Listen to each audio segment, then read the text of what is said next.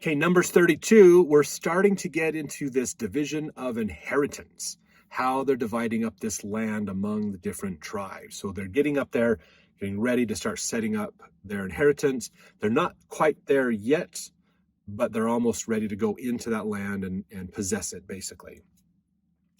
So now we're going to learn a little bit more about these things. So it says, verse 1, now the children of Reuben and the children of Gad had a very great multitude of cattle when they saw the land of Jazer and the land of Gilead, that behold, the place was a place for cattle. The children of Gad and the children of Reuben came up and spake unto Moses and to Eleazar the priest and unto the princes of the congregation, saying, and then there's their names, verse 3. Now verse 4, even the country which the Lord smote before the congregation of Israel is a land for cattle, and thy servants have cattle. Wherefore said they, if we have found grace in thy sight, let this land be given unto thy servants for a possession, and bring us not over Jordan. So they're saying, hey, look, this land out here for the, most likely this is the Midianites area. This is great land. We don't want to go over Jordan into the rest of the promised land. We would like this land because this is really great land for our cattle, lots of grazing and opportunities. So verse 6, Moses said unto the children of Gad and the children of Reuben, shall your brethren go to war, and shall ye sit here? Wherefore discourage ye the heart of the children of Israel from going over into the land which the Lord hath given them. Thus did your fathers when I sent them from Kadesh Barnea to see the land. So what Moses is saying here is basically, look, you're going to separate yourself out from the rest of the people. What happens if everybody else goes to war? You're going to sit out here and not fight and not be a part of this? And then he's reminding them of when the 12 spies were sent by Moses nearly 40 years ago to inspect the land. Okay, that's what he's talking about here. Verse 9, for when they went up unto the valley of Eshcol and saw the land, they discouraged the heart of the children of Israel, that they should not go into the land which the Lord had given them. And the Lord's anger was kindled at the same time, and he sware, saying, surely none of the men that came out of Egypt from 20 years old and upward shall see the land which I swear unto Abraham, unto Isaac, and unto Jacob, because they have not wholly followed me. Save Caleb, the son of Jephunneh the Kenizzite, and Joshua the son of Nun, for they have wholly followed the Lord. Those were the two spies that came back and said, this land is awesome, we're excited to go. The other 10 came back and said, the land is awesome, but the people are scary and mighty, and there's no way we'll win this, basically. So they discouraged the people of Israel. They lost faith in God. So Caleb and Joshua have been allowed to stay alive. The rest died in that wandering 38 to 40 years in the desert. Everybody else was killed, basically. So really, Moses is still alive. Okay, even Aaron and Miriam are dead. And so Moses, Caleb, and Joshua, as far as 20 years and older, those are the only ones that survived. Basically, everybody else is dead on purpose. That's the way the Lord wanted it to be. So, of course, Moses isn't going into the promised land. So only Caleb and Joshua will actually be the two that were there before that actually get to go into the land.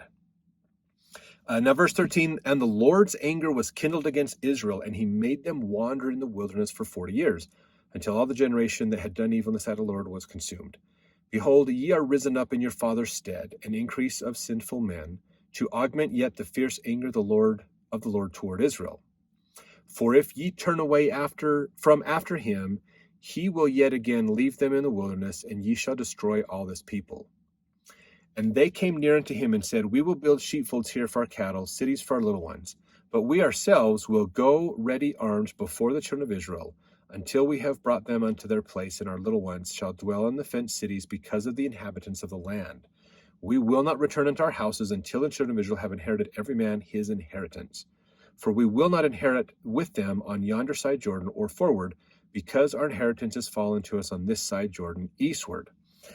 So this was their response back. Okay, so Moses is like, look, here's what happened. Remember all this history? Remember what we've gone through? So they came back to Moses and said, okay, we get it. Tell you what, we're going to build our fences. We're going to build our cities. We're going to build our stuff out here. But we will go with you. When you go into the promised land, we'll go with you to fight the people, to defend the Israelites, to make sure that everything's taken care of. And we will stay there and help until it's all said and done. Once Israel is established in their inherited land, then we'll come back to our land, basically. So that's what they've promised to do. So they're still going to help. They're not suddenly going, guess what? We're gonna get benefits now and take this land, and then you guys will get the rest. Good luck dealing with the rest of the people in those lands. They're saying, no, we're going to stay with Israel, do all that, but then we're going to come back to our place over here. So this is verse 20. Moses said unto them, if you will do this thing, if you will go armed before the Lord to war, and will go all of you armed over Jordan before the Lord until he hath driven out his enemies from before him, and the land be subdued before the Lord, then afterward ye shall return and be guiltless before the Lord and before Israel. This shall be your possession before the Lord. But if you will not do so, behold, ye have sinned against the Lord, and be sure your sin will find you out. So basically, Moses' reply back to them was, okay, if you promise to do this, if you promise to help the rest of Israel get in their lands and do these things, and if you follow this, then you'll be blessed and you can come out and inherit these lands. If you don't, God's going to deal with you justly, basically. So he says, verse 24, build your cities for your little ones, folds for your sheep, do that which hath proceeded out of your mouth. And the children of Gad and the children of Reuben spake unto Moses, saying, thy servants will do as my Lord commandeth. Our little ones, our wives, our flocks, our cattle be there in the cities of Gilead, but thy servants will pass over every man armed for war before the Lord to battle, as my Lord saith. So this is what they've decided to do. So they're like, yes, we're going to keep our agreement. We're going to set up our houses and our fields and fences and stuff out here. And then while the women and children and animals stay here, the men are going to go in with the rest of Israel to deal with the people. Now, something that I think is important to look at here is they're getting ready to go into the promised land.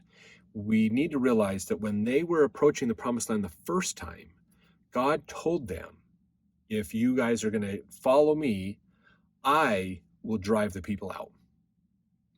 I will take care of them for you, basically. I'm going to use famines and pestilence, stuff like that.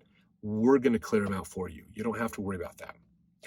But they weren't faithful in having God help them. And so that's where they did the wandering. And so now they're having to deal with these people.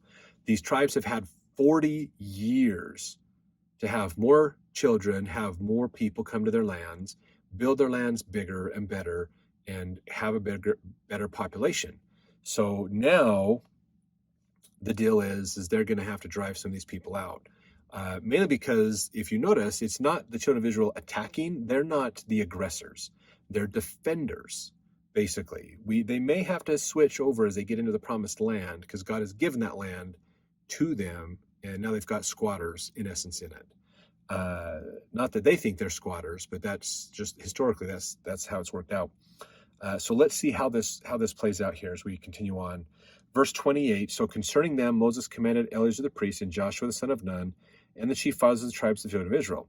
Moses said unto them, if the children of Gad and the children of Reuben will pass with you over Jordan, every man armed to battle before the Lord, and the land shall be subdued before them, then you shall give them the land of Gilead for a possession.